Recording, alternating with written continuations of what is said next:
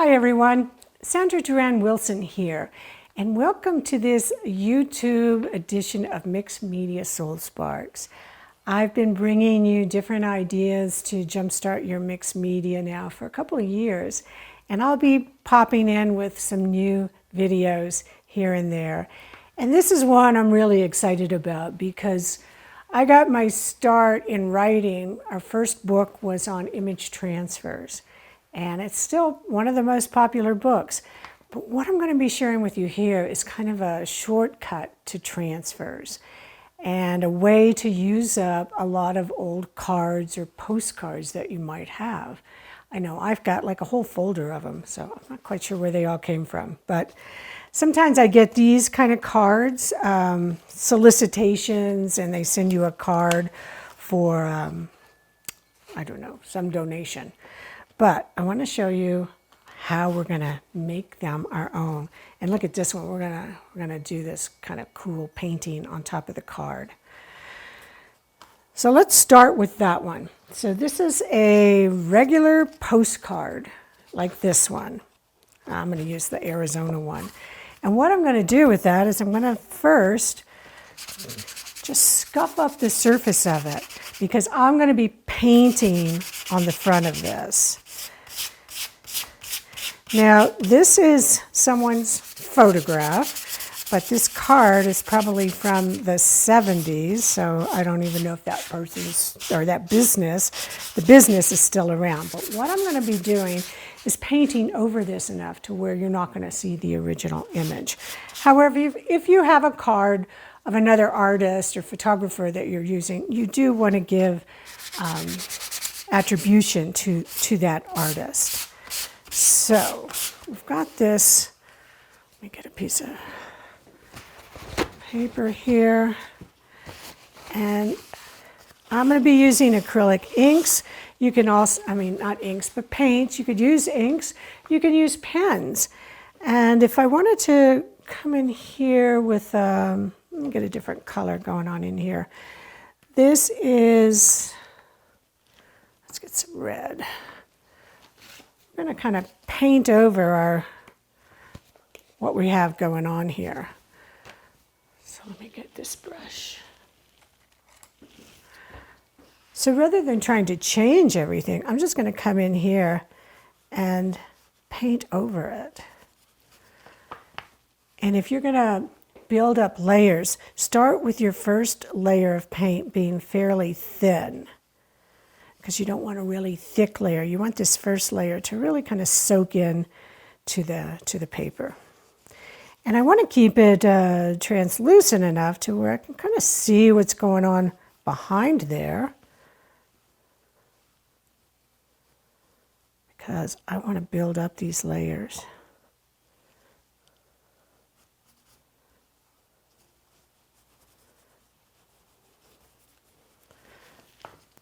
So I can come in, here's some purple. I'm going to make this purple, even though it's really dark. Let's get a little white in there. It's kind of like paint by numbers, if you think about it. Because you've already got this background in here, and then you can say, oh, well, I want that to be a mesa, not a mountain. So I'm going to really start to change this and maybe add a little more white into this purple and a little red. So if you put on a thicker layer, this was a much thicker layer than my top layer, but this is a little bit of gesso that I'm using into here. And now maybe I want to pick some of this up with some blues. So you get the idea. You can make this your own. Just kind of keep building up these layers. So that's one way to do it. And on this particular one, this was a beach one, and I added just a pop of this hot pink and a little bit of interference color there to really make it glisten, a little neon color. And I might come back in and do the same on this one with the sun and the cactus. Now here, this is one of these cards, and the same thing. You're going to want to sand it. This is not as glossy of a paper This is a card meant to go inside of an envelope. So I don't need to sand it as much. But let's just say I wanted to kind of follow the lines but completely change the color. So let's just bring some of this blue in here. And so I'm going to paint out that person in the boat, and I'm just going to start to bring some colors in. And there we go. Just build it up, make it my own. Let's find.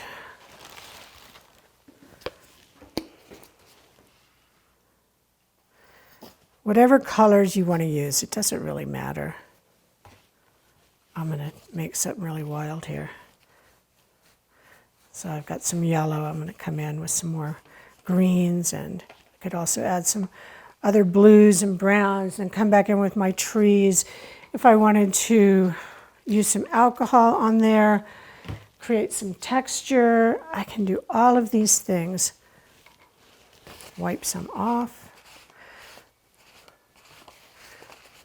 So when you wipe some off, you can start to bring some of that background back in. So it's all about building up those layers. And here, now I've got my brush is quite wet, and I'm going to add some alcohol to get that effect. On this one, I built up, the first layer I did was pretty thin, and then I started to build up the cloud layers. And I can come back in here and make my base whatever I want.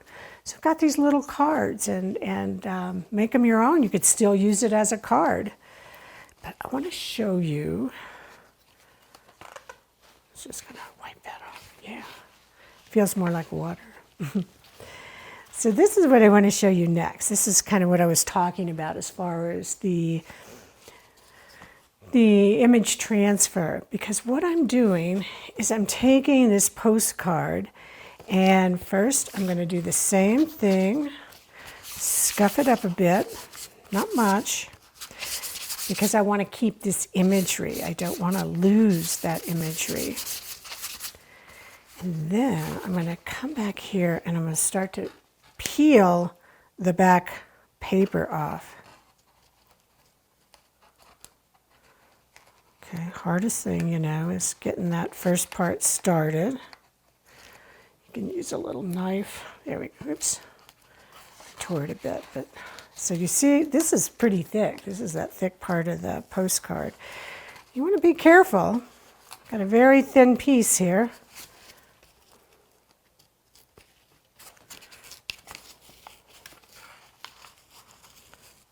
And that's what you're going to see if I can get the whole thing off. It's sometimes easier to do it all at once.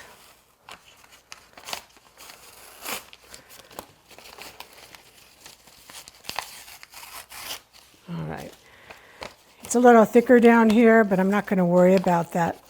What I would do then is I'm going to take soft gel gloss,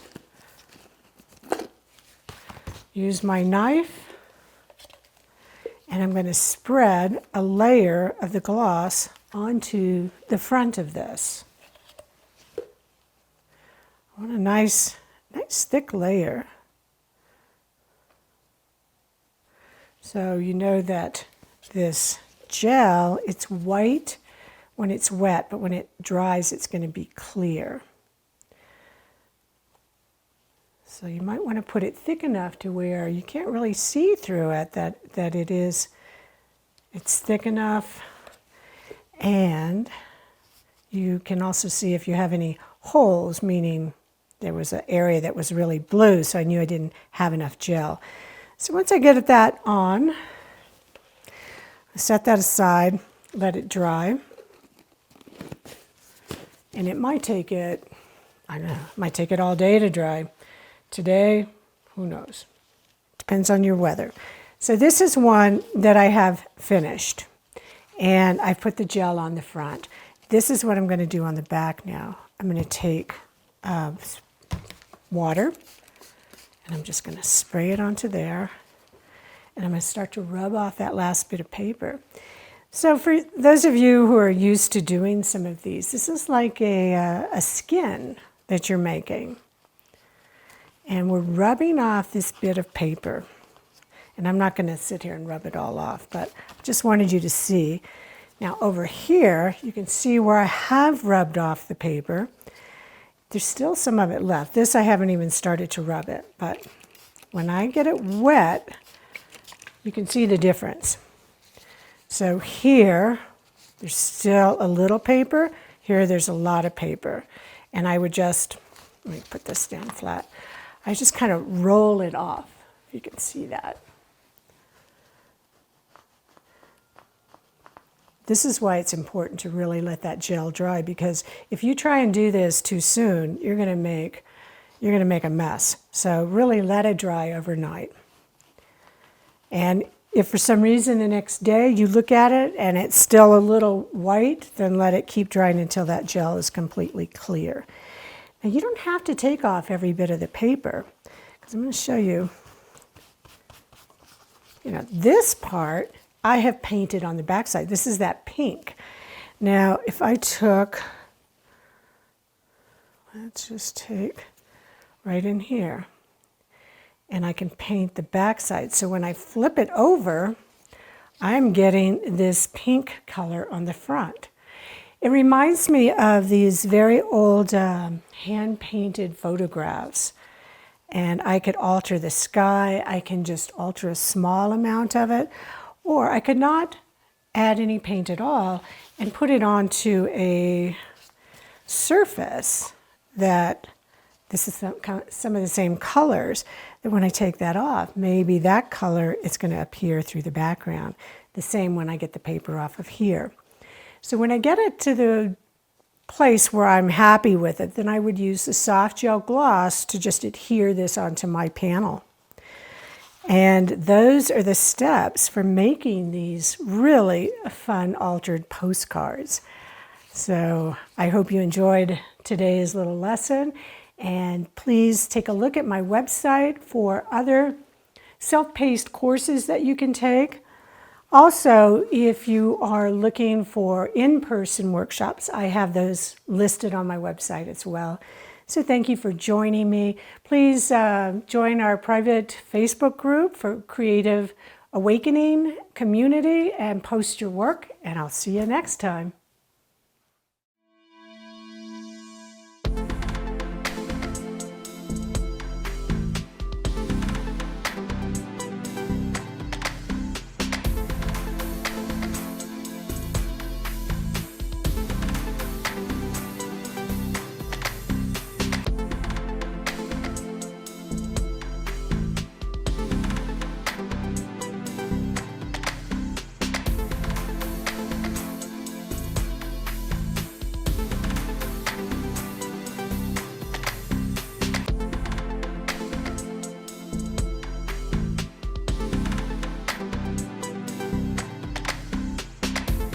Join the Creative Awakening community on Facebook, where you'll be able to post your art, connect with other creatives around the world, and ask questions.